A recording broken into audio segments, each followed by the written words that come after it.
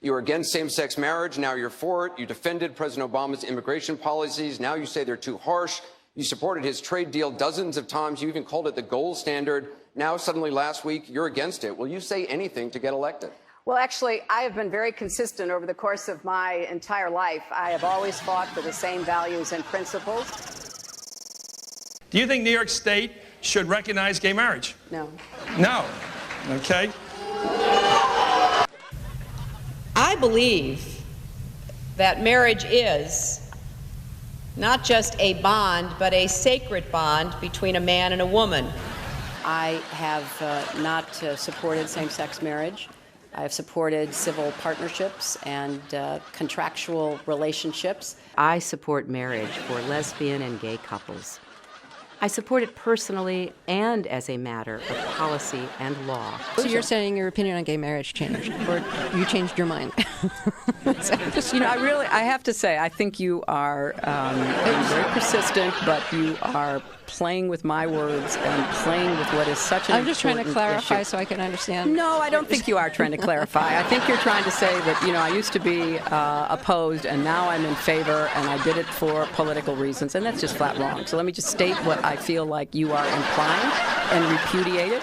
I have a strong record. I have a great commitment to this issue, and I am proud of what I've done and the progress we're making. Yeah, I'm sorry, I just want to clarify what I was saying. No, I was saying that you maybe really believed this all along, but, you know, believed in gay marriage all along, but felt for political reasons America wasn't ready yet and you couldn't say it. That's what I was thinking. No, that is not true. It really is great how long you've supported gay marriage. Yes. I could have supported it sooner. Well, you did it pretty soon. Fair point.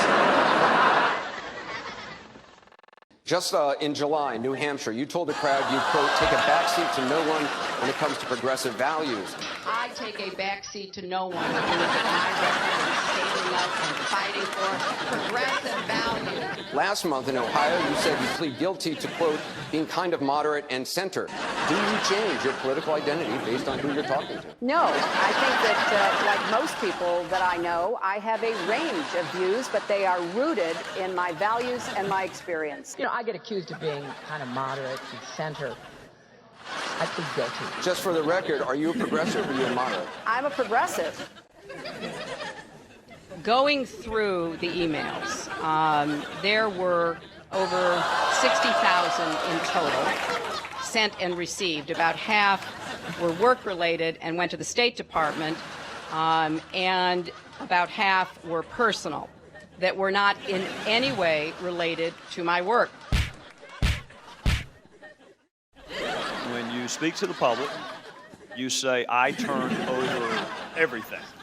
That's, for the most part, a direct quote. When you talk to the public, you say, I turned over everything. 90 to 95% of my work-related emails were in the state system. If they wanted to see them, they would certainly have been able to. You know what?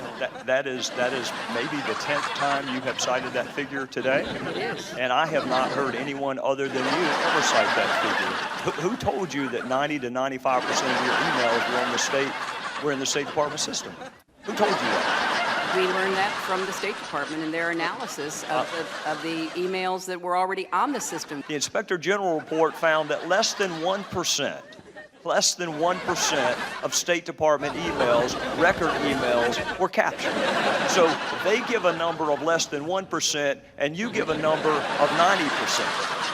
I have absolute confidence that everything that could be in any way connected to work is now in the possession of the State Department. This pile represents the emails that you sent or received about Libya in 2011, in February through December of 2011. This pile represents the emails you sent or received from early 2012 until the day of the attack. There are 795 emails in this pile. We've counted them. There are 67 emails in this pile in 2012. And I'm troubled by what I see here. I can only conclude by your own records that there was a lack of interest in Libya in 2012. The server contains personal communications from my husband and me. Only time I got on the internet, I did 2 emails, and I ordered Christmas presents from a reservation. Otherwise, I found people said embarrassing things on emails. I didn't want to be one of them.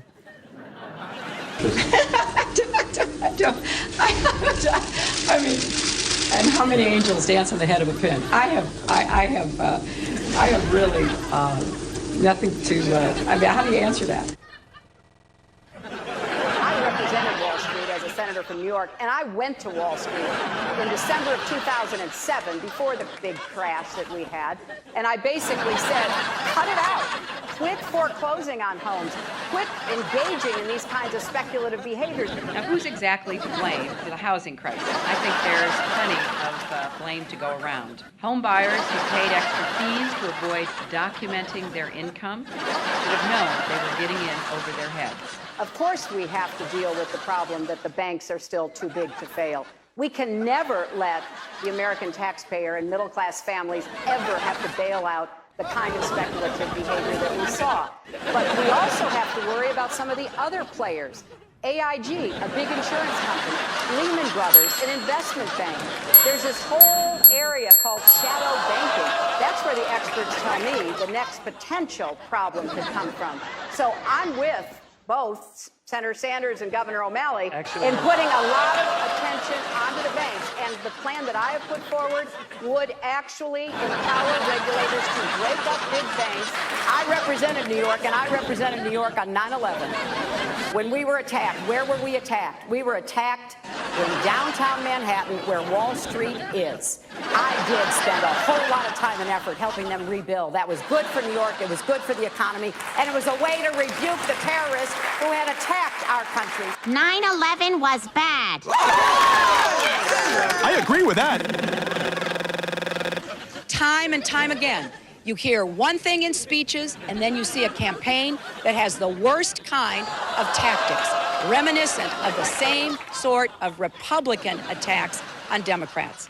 Well, I am here to say that it is not only wrong, but it is undermining core democratic principles. Since when do Democrats attack one another on universal health care? I've looked at the legislation that Senator Sanders has proposed, and basically he does eliminate the Affordable Care Act, eliminates private insurance, eliminates Medicare, eliminates Medicaid, TRICARE, Children's Health Insurance Program. Just because Senator Obama chose not to present a universal health care plan does not give him the right to attack me because I did.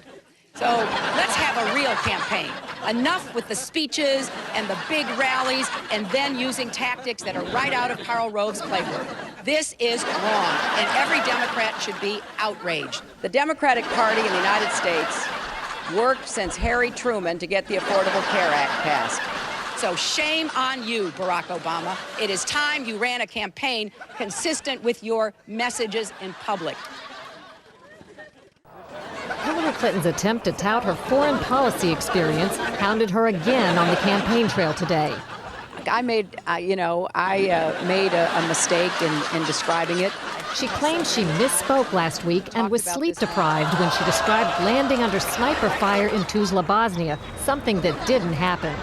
But CBS News has found several times in the past few months when Senator Clinton used the Bosnia trip to try to show her international experience. December in Iowa. We landed in one of those corkscrew landings and ran out because they said there might be sniper fire.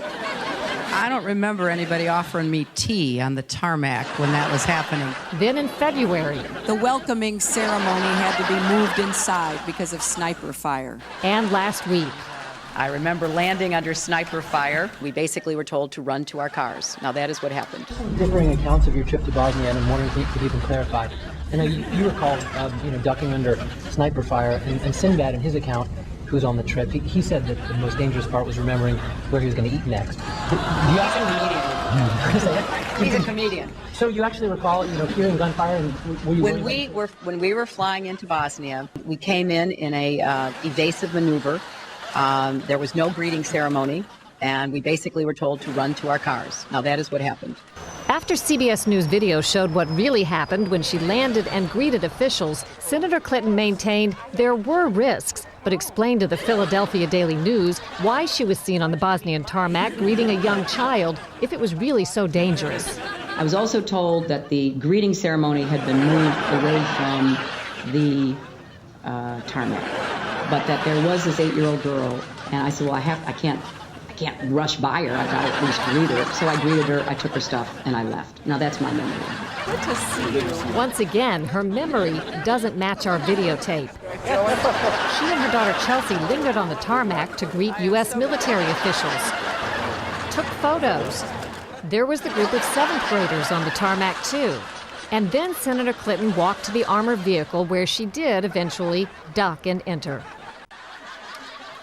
It was one of the highlights of President Clinton's first term, passage of the North American Free Trade Agreement, also known as NAFTA. Critics blame NAFTA for the loss of manufacturing jobs in industrial states, including Ohio and Pennsylvania. Hillary Clinton helped get NAFTA approved. She held at least 5 meetings to strategize about how to win congressional approval. She helped the White House block opposition from labor and environmental groups, and she was the featured speaker at a crucial meeting. Participants in that event said, quote, her remarks were totally pro-NAFTA. There was no equivocation for her support for NAFTA at the time.